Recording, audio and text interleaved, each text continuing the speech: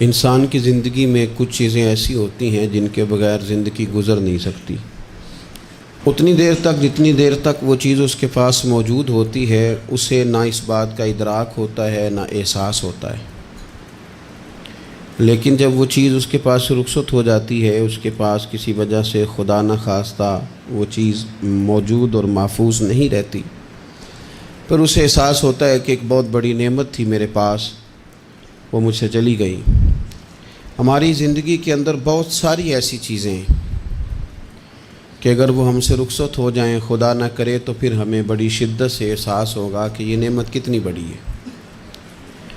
آپ کوس و قزح کے رنگ دیکھتے ہیں، دھوپ اور چھاؤں میں لوگوں کے چہروں کو ملاحظہ کرتے ہیں، آپ اپنے بچوں کو محبت کی نظر سے دیکھ کر دل کو ٹھنڈا کرتے ہیں، آپ اپنے ماں باپ کو محبت کی نظر سے دیکھ کر کامل حج کا ثواب حاصل کرتے ہیں، قرآن مجید کی زیارت کر کے آپ اپنے دل میں بہت سارا سرور محسوس کرتے ہیں، لیکن یہ ساری نعمتیں اتنی دیر تک آپ کے پاس ہیں جب تک آپ کے پاس آنکھ کی نعمت موجود ہے۔ اگر یہ رخصت ہو جاتی ہے نا، اگرچہ اتنی ساری نعمتوں میں یہ ایک نعمت ہے، لیکن آپ آنکھ نہیں ہے تو آپ کو تو اپنوں کا احساس بھی نہیں، آپ تو اپنوں کے چہرے بھی دیکھ نہیں پائے۔ کوئی بھی نعمت جو آپ کے پاس ہے، آپ کبھی محسوس کریں کہ اگر اس نعمت کا وجود ہمارے پاس نہ ہوتا تو ہماری کیفیت کیا ہوتی۔ یہ سانس ہے، ہم دو دفعہ سانس کا استعمال کرتے ہیں، ایک دفعہ اندر جاتی ہے اور ایک دفعہ باہر آتی ہے۔ اگر اندر نہ جائے تو بھی مسئلہ ہے، چلی گئی ہے لوٹ کر باہر نہ آئے تو بھی بہت بڑی مشکل ہے۔ تو اس کا اندر اور باہر جانا یہ زندگی کا احساس ہے۔ اگر کبھی سانس اکھڑنے لگے اور آپ کے سینے میں آپ کی سانس اٹکنے لگے تو ایک بہت بڑی تشویش ہے، ایک بہت بڑی آکسیجن ہے، پوری طرح سے انسان کو قید کر دیا جاتا ہے، اور وہ کہتا ہے کہ میرا تو سارا وجود سلامت ہے، ہاتھ کام کر رہے ہیں، پیر کام کر رہے ہیں، آنکھیں کام کر رہی ہیں، زبان کام کر رہی ہے، سب کچھ ٹھیک ہے، صرف سانس اکھڑ گئی ہے۔ تو انسان محسوس کرتا ہے کہ یہ ساری چیزیں سلامت ہونے کے باوجود میرے کسی کام کی نہیں۔ آپ کے پاس جتنی بھی نعمتیں ہیں ان کو اگر آپ شمار کریں تو کبھی آپ کہیں گے کہ ساری نعمتوں میں آنکھ زیادہ ضروری ہے، کبھی کہیں گے کان زیادہ ضروری ہے، کبھی کہیں گے زبان زیادہ ضروری ہے، کبھی کہیں گے دل زیادہ ضروری ہے، کبھی کہیں گے روح زیادہ ضروری ہے، لیکن میں آپ سے عرض کروں ان ساری چیزوں کے بغیر گزارا ہو سکتا ہے، رسول کائنات کی غلامی کے بغیر گزارا نہیں ہوتا۔ کیوں؟ اس لیے کہ اگر حضور کی شفقت نہ ہو، نبی پاک علیہ السلام کی رحمت نہ ہو، وہ ابن القیم نے ایک جگہ پہ کہا تھا کہ یہ حضور نے ہمیں انسان بنایا ہے، یہ نبی پاک علیہ السلام نے انسانیت کے اسباق پڑھائے ہیں، اخلاقی رویے کیا ہوتے ہیں حضور نے بتلائے ہیں، اگر حضور کا کرم نہ ہوتا تو انسان ایک دوسرے کو کاٹ کے کھاتا۔ یہ حضور نے بتلایا ہے کہ تم نے کس طرح زندگی کو گزارنا ہے۔ محبوب کریم علیہ السلام کا وجود نور ایک ایسی چیز ہے کہ اگر وہ کائنات سے معاذ اللہ سائڈ پہ کر دیا جائے تو اس کائنات کا قائم رہنا کسی صورت بھی ممکن ہے ہی نہیں۔ اسی لیے تو اقبال نے کہا تھا کہ ہو نہ یہ پھول تو بلبل کا ترنم بھی نہ ہو، چمن دہر میں کلیوں کا تبسم بھی نہ ہو نہ یہ ساقی تو پھر میں بھی نہ ہو، خم بھی نہ ہو، اور بزم توحید بھی دنیا میں نہ ہو، تم بھی نہ ہو۔ وہ بڑی بات کہہ گئے ہیں، میں نے بھی اس کو کوئی نہیں کھولنا، کہتے ہیں بزم توحید بھی دنیا میں نہ ہو، تم بھی نہ ہو، خیمہ افلاق کا استادہ اسی نام سے ہے، اور نبض ہستی تپش آمادہ اسی نام سے ہے۔ تو اقبال پھر ہمیں کرنا کیا ہے؟ کہنے لگے کرنا آپ کو یہ ہے کہ قوت عشق سے ہر پست کو بالا کر دے اور دہر میں اسم محمد سے اجالا کر دے۔ یہ کرنے کا کام ہے، اس رستے پہ آپ چل پڑیں۔ میرے بھائی، پہلی امتوں کے آپ تذکرے پڑھ لیں، کتابوں میں موجود ہیں، سورہ اعراف کو دیکھ لیں، اس میں بہت ساری چیزوں کا تذکرہ کر دیا گیا ہے، اور بھی قرآن مجید کی بے شمار صورتیں ہیں، آپ ان کو دیکھ لیں، اس پر غور کر لیں۔ جب قومیں نہیں مانتی تھی، انکار کرتی تھیں، تو اللہ تبارک و تعالیٰ انہیں تباہ کر دیتا تھا۔ بات نہیں مانی، ختم ہو گئی۔ ایک مقصد ہے نا جس کے لیے کسی چیز کو بنایا گیا ہے، تو مقصد تخلیق انسانیت کیا ہے کہ وما خلقت الجن والانس الا لیعبدون، جنوں اور انسانوں کو اللہ نے اپنی عبادت کے لیے پیدا کیا، اور ان کو جب عبادت کی دعوت دی گئی، جب انہیں پیغام دیا گیا اللہ تعالیٰ کی توحید کا، انہوں نے نہیں مانا، تو جس مقصد کے لیے بنایا تھا جب اس طرف ہی نہیں آئے۔ یہ پنکھا لگایا جاتا نا ہوا کے لیے، تو اگر پنکھا ہوا نہ دے تو اس کا کوئی چھت پہ کام ہے؟ اس کو اتار کے تو آپ سکریب والے کے پاس بھیج دیں گے، بھی ختم ہو گئی بات۔ تو مقصد جو تھا نا اللہ کی عبادت تھی، تو جب قومیں اللہ کی عبادت کی طرف نہیں آئیں تو اللہ نے انہیں تباہ کر دیا اور صفحہ ہستی سے مٹا دیا۔ اللہ تعالیٰ کے پیارے محبوب علیہ السلام نے کفار مکہ کو، قریش کو، عالم عرب کو، عالم انسانیت کو دعوت دی، وداعیا الی اللہ باذنہ وسراجا منیرا۔ اس منصب پر فائز ہو کر حضور نے دعوت دی۔ جب انہوں نے دعوت کا انکار کیا، حضور نے انہیں عذاب سے ڈرایا، اللہ کے عذاب سے، چونکہ حضور نذیر ہیں۔ انہوں نے یہ کہا کہ اگر آپ کہتے ہیں نا کہ ہم پر عذاب آئے گا تو پھر آپ وہ عذاب لے آئیں، ہم پہ آئے۔ جب کوئی آدمی منہ سے تباہی مانگے، جب کوئی شخص اپنے منہ سے یہ کہے کہ کر لیں جو ہوتا ہے معاذ اللہ، تو اگر تو سامنے والا کمزور ہو تو شاید وہ کچھ نہ کر سکے، لیکن یاد رکھنا کئی دفعہ کمزور ہوتا ہے تو کچھ نہیں کرتا، تو کئی دفعہ مہربان بڑا ہوتا ہے، رحمان اور رحیم کئی دفعہ کرم نوازی کرتا ہے۔ جب انہوں نے کہا نا کہ لائیں وہ عذاب ہے محبوب جس کا آپ وعدہ کرتے ہیں، تو اللہ نے کیا فرمایا؟ فرمایا وما کان اللہ لیعذبہم وانت فیہم۔ محبوب رب کی یہ شان ہی نہیں کہ انہیں عذاب دے، کیوں؟ اس لیے کہ آپ ان کے درمیان موجود ہیں۔ اے محبوب علیہ السلام، اللہ کی یہ شان نہیں کہ انہیں عذاب دے اس حال میں کہ آپ ان کے درمیان موجود ہیں۔ آپ میری بات کو سمجھیں گے، غور کریں گے کہ کافروں کے درمیان اگر حضور موجود ہوں تو عذاب نہیں آتا، تو قیامت میں جب حضور مومنوں کے بیچ موجود ہوں گے، مجھے کہہ لینے دو نا کہ اساں جے ہاں گناہیاں دا جدوں اعمال نامہ پھرول ہوئے، پھر ذرے ذرے نے سامنے آ جانا ہے، جو جو منہ تھی بولیا بول ہوئے، اساں بھی کول حضور دے بیٹھ رہنا ہے، لکھ عمل ترکڑی تول ہوئے، او دے کولوں بھی رب نے حساب لینا ہے جیڑا بیٹھا ہی محمد دے کول ہو صلی اللہ تعالی علیہ وسلم، او دے کولوں بھی رب نے حساب لینا ہے جیڑا بیٹھا ہی محمد دے کول ہوئے، جس کو کہتے ہیں قیامت حشر، جس کا نام ہے، جس کو کہتے ہیں قیامت حشر، جس کا نام ہے۔ تیرے دیوانوں کے لیے وہ دن تو جشن عام ہے، زیارت ہوگی نا حضور کی، تیرے دیوانوں کے لیے وہ دن تو جشن۔ اور ایک شاعر نے اور بات کھول دی، کہنے لگا ہر نظر کانپ اٹھے گی محشر کے دن، خوف سے ہر کلیجہ دہل جائے گا۔ اچھا جی پھر کیا ہوگا؟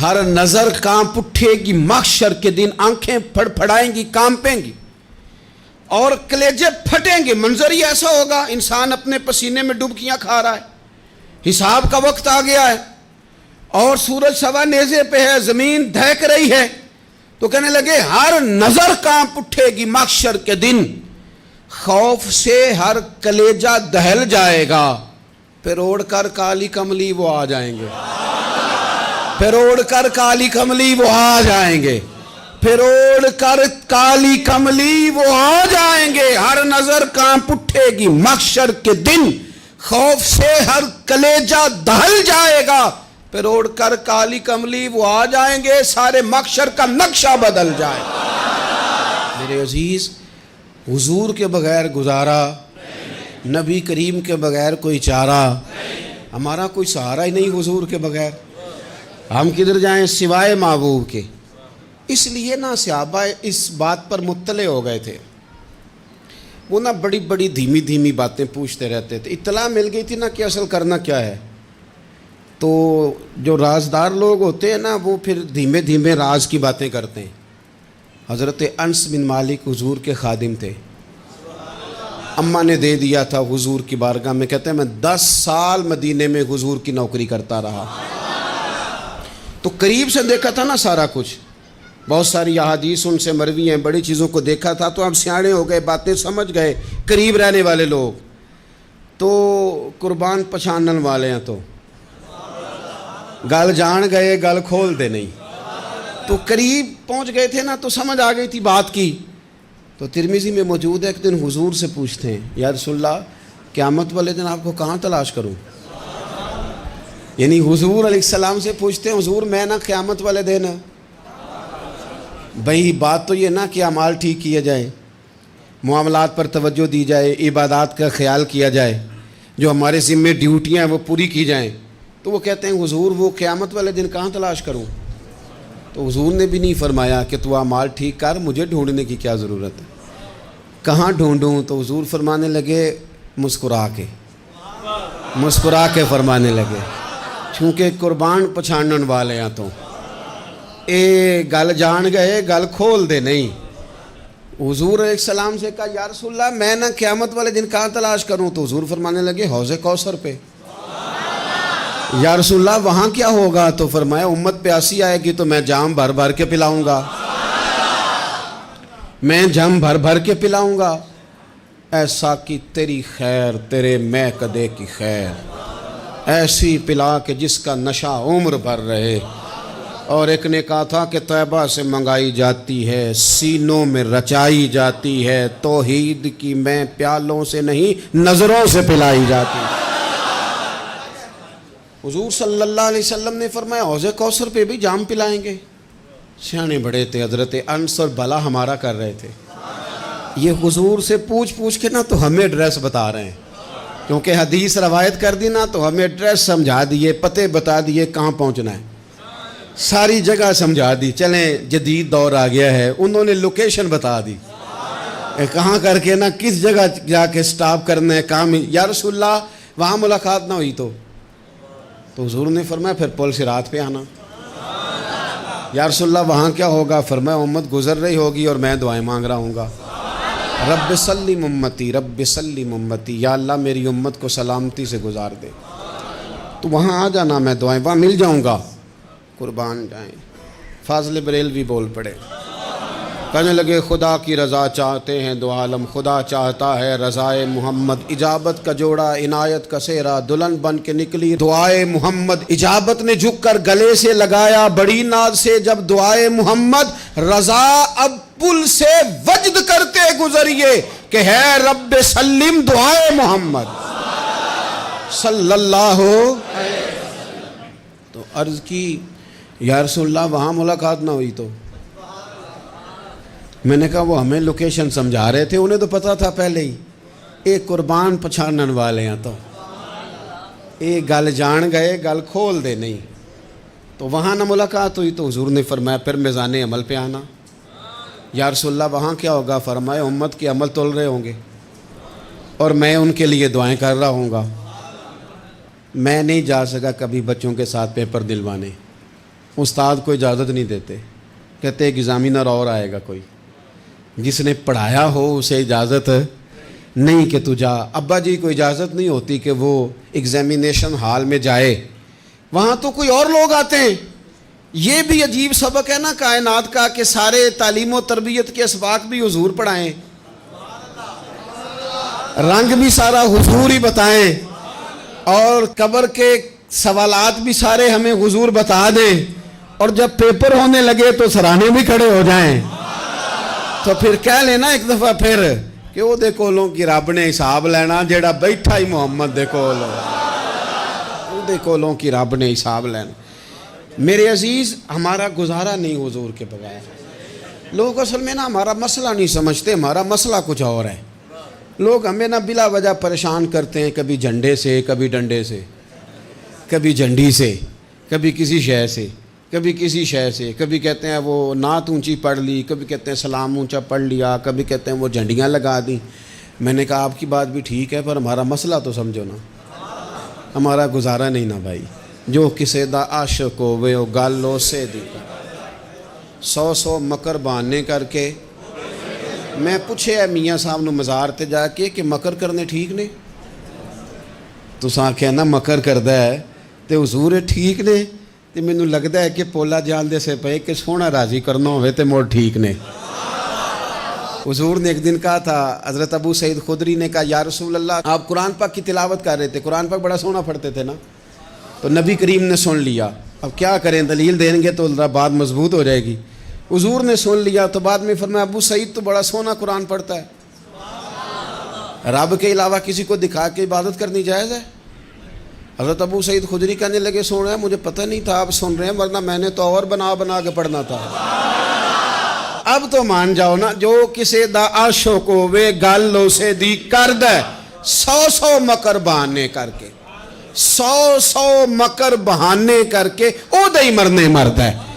میرے عزیز ہماری مجبوری ہے، لوگ اس بات کو سمجھتے نہیں، ہماری مجبوری ہے، حضور کا میلاد ضروری ہے، لوگ سمجھتے نہیں بات کو، اس لیے بلا وجہ رٹا ڈال کے بیٹھتے ہیں۔ بھئی ہم نے تو کوئی رٹا ڈالنا نہیں، نہ سیاست کا، نہ دولت کا، نہ اقتدار کا، نہ کسی اور چیز کا۔ سیاست دے جھگڑے اساں چھوڑ دیتے، اتنے محبت دا جھگڑا ہے، یہ چھڑا کوئی نہیں سکتا۔ تو میرے عزیز ہمارا حضور کے بغیر گزارا، اور نبی پاک علیہ السلام کے بارے میں رب فرماتا ہے وَلَسَوْفَ يُعْطِيكَ رَبُّكَ فَتَرْضَىٰ، محبوب میں آپ کو اتنا دوں گا کہ آپ اپنے رب سے راضی ہو جائیں گے۔ کیا کروں میں اب، یہ آیت اتنی شاندار ہے۔ حضرت امام زین العابدین رضی اللہ تعالیٰ عنہ سے کسی بندے نے کہا قرآن پاک میں سب سے زیادہ امید والی آیت کون سی ہے؟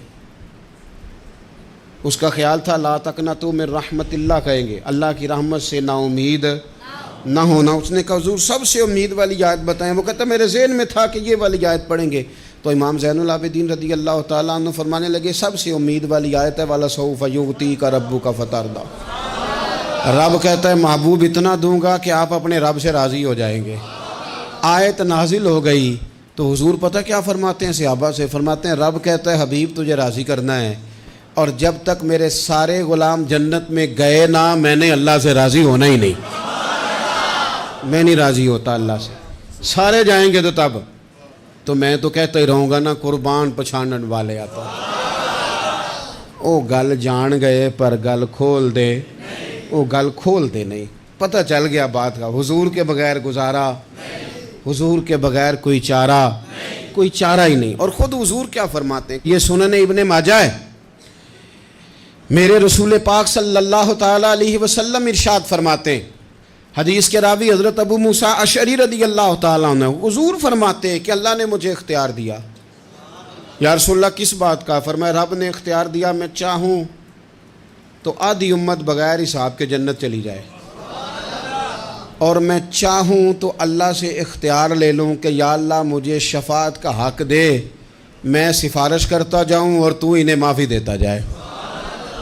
یہ مجھے اختیار دیا اللہ تعالیٰ نے۔ تو حضور کیا فرماتے ہیں؟ فرماتے ہیں وہ آدھی امت والا سودا نہیں میں نے قبول کیا، میں نے نہ شفاعت لی ہے، کیونکہ یہ عام تر ہے اور یہ کفایت کرنے والی ہے، یہ عام بھی ہے اور کفایت کرنے والی بھی ہے۔ اور حضور نے یہ لفظ کہے، یہ سنن ابن ماجہ کتاب الزہد دیکھیے گا، اس میں روایت مل جائے گی۔ حضور فرماتے ہیں یاد رکھو تمہارا کیا خیال ہے کہ میری یہ شفاعت پرہیزگاروں کے لیے؟ خود جملہ استفہامیہ سے بات کرتے ہیں، تمہارا کیا خیال ہے کہ میری یہ شفاعت جو قیامت میں سفارش کروں گا تو پرہیزگاروں کی کروں گا؟ حضور فرماتے ہیں نہیں، میں قیامت میں گناہگاروں کی سفارش کروں گا، میں گناہگاروں کی سفارش کروں گا، گناہگاروں کے لیے عرض کروں گا اللہ کی بارگاہ میں۔ کچھ دن پہلے میں کہیں پڑھ رہا تھا کسی کا مضمون، اس نے تشبیہ کس طرح کی دی ہے مجھے پتہ نہیں، لیکن لکھ دی بات، کہنے لگے ایک وکیل ہوتا ہے ایک شفیع ہوتا ہے، ایک وکیل ہوتا ہے ایک، حضور وکیل نہیں ہمارے، حضور ہمارے شفیع ہیں، شفاعت کرنے والے ہیں۔ وکیل یہ کہتا ہے جج صاحب سے کہ یہ جس کا میں وکیل ہوں نا، اس نے نا غلطی کوئی نہیں کی، اسے معاف کر دیں۔ وکیل یوں بحث کرتا ہے، کہتا ہے اس نے کیا ہی نہیں، جرم معاف کریں۔ اور جو شفیع ہوتا ہے نا وہ کہتا ہے مالک اس نے سارے کیے، تو میرے آنے کی لاج رکھ اور اسے معاف کر دے۔ یہ وکیل اور شفیع کا یہ فرق ہوتا ہے کہ شفیع کہتا ہے سونیا سارے کیے ہیں، بڑے بڑے پاپ کیے ہیں، پر میں جو آ گیا ہوں تو مہربانی کرنا معافی دے دے۔ میرے عزیز، حضور کے بغیر کہیں بھی گزارا نہیں ہے۔ ہم نے نا جب یہ بات سمجھ لی، اور پتہ ہے نبی کریم صلی اللہ علیہ وسلم نے آگے بڑھ کے خود بھی کئی مقامات پر اس بات کو کھول کر مختلف انداز میں بیان کیا۔ حضرت عبداللہ ابن عباس رضی اللہ تعالیٰ عنہ کی روایت آپ دیکھ لیں، یہ آپ کو مستدرک میں ملے گی۔ حضور صلی اللہ علیہ وسلم فرماتے ہیں قیامت کے دن اللہ تعالیٰ انبیاء کے لیے نور کے ممبر بچھائے گا، ہر نبی ممبر پہ بیٹھ جائے گا، ہر پیغمبر علیہ السلام اپنے ممبر پہ جلوہ فروز ہو جائیں گے، ہر پیغمبر۔ لیکن حضور فرماتے ہیں میرا ممبر خالی ہوگا۔ یا رسول اللہ صلی اللہ تعالیٰ علیہ وسلم آپ کا ممبر کیوں خالی ہوگا؟ حضور فرماتے ہیں میں ممبر چھوڑ کے رب کی بارگاہ میں کھڑا ہو جاؤں گا، اور اس ڈر سے کھڑا ہو جاؤں گا کہیں ایسا نہ ہو کہ میں جنت میں چلا جاؤں اور میری امت رہ جائے۔ میں اپنی امت کی سفارش کروں گا، رب میری امت کی سفارش قبول کرے گا۔ فرماتے ہیں میں اتنی سفارش کروں گا کہ جہنم کا دروغہ مجھ سے کہے گا کہ محبوب کمال ہو گئی، آپ نے تو اپنا کوئی غلام دوزخ میں رہنے نہیں دیا، سارے آپ نے نکال دیے۔ کسی شاعر نے بڑی خوب بات کی تھی، اس نے کہا تھا کہ یاد رکھو قیامت کا جو دن ہے نا، یہ قیامت کا دن دراصل ہمارا وقت ہوگا خاص، جب ہم نبی پاک صلی اللہ علیہ وسلم کی بارگاہ میں جائیں گے تو ہمیں سمجھ آ جائے گی کہ دنیا میں ہم نے کئی دوستیاں لگائی تھیں پر جھوٹی لگا بیٹھے۔ ایک دوستی سچی ہے جو مدینے والے کی ہے، وہ کہتے ہیں محمد بوٹیا جھوٹا ہی جاگ سارا، اے سچیاں مدینے والے دیاں یاریاں، سچیاں مدینے والے دیاں۔ تو نبی پاک صلی اللہ علیہ وسلم کے بغیر نہ دنیا میں گزارا ہے، نہ قبر میں گزارا ہے، نہ آخرت میں گزارا ہے۔ اب ایک سبق ہے، وہ سبق بھی آپ نے ضرور یاد کرنا ہے۔ جس شخصیت کے بغیر ہمارا گزارا نہیں، نہ قبر میں، نہ حشر میں، نہ پل صراط پہ، نہ میزان عمل میں، نہ حوض کوثر پہ، تو ہمارا ان کے بغیر دنیا داری میں گزارا کیسے ہو جاتا ہے؟ ہمارا تجارت بھی حضور سے سیکھیں، گھرداری بھی حضور سے سیکھیں، شادی بیاہ کے طریقے بھی حضور سے سیکھیں۔ جب گزارا نہیں حضور کے بغیر تو پھر زندگی کے سارے سلیقے حضور سے سیکھیں، پھر ادھر ادھر جانے کی ضرورت ہے۔ حضور کی سیرت کو پڑھیں، سوانے کو پڑھیں، حیات مبارکہ کا مطالعہ کریں۔ یہ جو ہم میلاد کا جلوس لے کے نکلتے ہیں نا، جب ہم نے نا بہت ساری چیزوں کو سطحی سا سمجھ لیتے ہیں معاذ اللہ بعض اوقات۔ یہ جب ہم میدان میں نکلتے ہیں نا، میلاد کے جلوس میں حضور کے نام کا نعرہ لگاتے ہیں، تو ہم نہ للکارتے ہیں اس نظام کو جو نظام حضور سے پہلے تھا۔ امیر غریب کی تقسیم تھی، ذات برادری کی تقسیم تھی، چھوٹے بڑے کی تقسیم تھی، گورے کالے کی تقسیم تھی۔ ہم جب میدان میں نکل کے نعرہ لگاتے ہیں تو ہم اس نظام کو للکارتے ہیں، ہم کہتے ہیں وہ نظام نہیں چلے گا، اب حضور کا میلاد ہو گیا ہے۔ اب نظام وہ ہے کہ جس پلیٹ میں ابو بکر صدیق کھانا کھائیں گے اسی میں بلال حبشی بھی کھائیں گے۔ اب نظام وہ ہے کہ اگر غریب آدمی جرم کرے گا تو سزا ملے گی، تو اگر گورنر کا بیٹا جرم کرے گا تو سزا اسے بھی ملے گی۔ اب حضور کا نظام آ گیا، ہم اس نظام کی طرف بڑھتے ہیں، اپنے آپ کو حضور کے قدموں کی طرف مائل کریں۔